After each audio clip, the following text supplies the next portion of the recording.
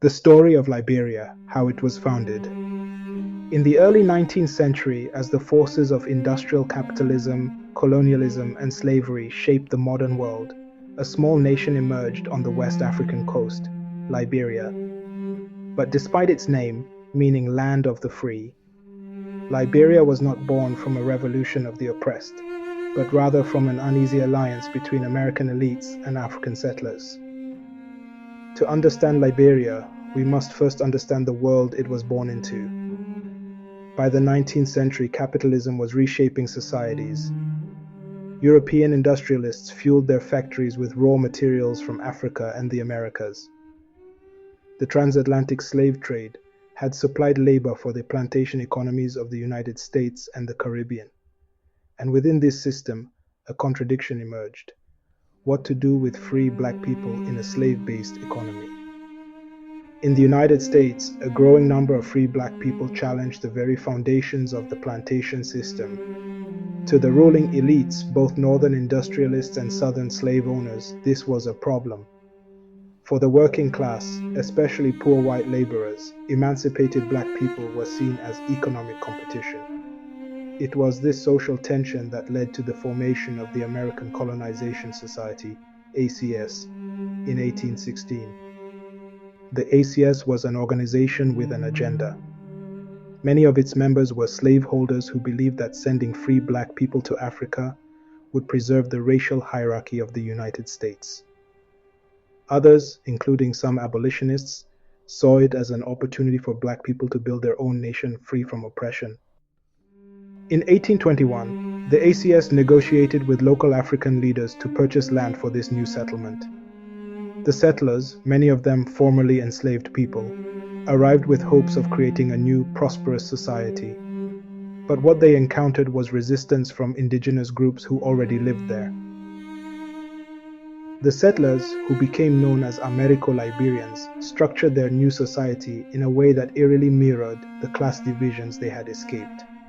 They established plantations, controlled trade, and monopolized political power. In many ways, they became a ruling class, viewing indigenous Africans as uncivilized and unfit for governance. Liberia's leaders modeled their government after the United States.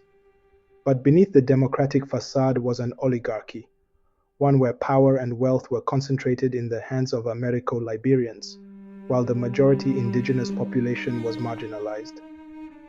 The exploitation of labor and resources in this new system bore striking similarities to colonial rule. By the late 19th century, Liberia's economy was heavily reliant on exporting raw materials, especially palm oil, a key product for European industries. However, true economic independence was elusive. The country became financially dependent on loans from Western banks, particularly Britain and the United States. This debt cycle made Liberia susceptible to economic imperialism. In the 20th century, foreign corporations such as Firestone took advantage of Liberia's vulnerable economy. The company acquired massive tracts of land and paid workers minimal wages.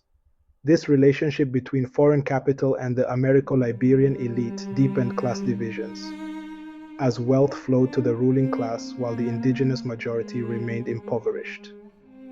Liberia's history is a reflection of global capitalism, where the elite benefit from economic structures that exploit the working masses.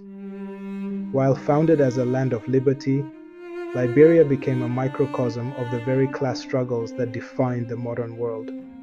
The tensions between settler and native, elite and laborer, imperial power and economic dependency, these dynamics continue to shape the nation today.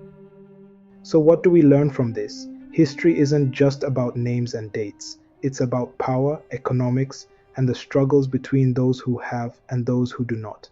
Liberia's story is not just its own.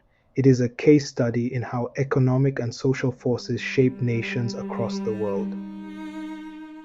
If you found this analysis thought-provoking, don't forget to like, subscribe, and hit the bell icon for more deep dives into history from a critical perspective. Drop a comment below. What do you think about Liberia's founding? Was it an experiment in freedom or an extension of capitalist hierarchy? Let's discuss.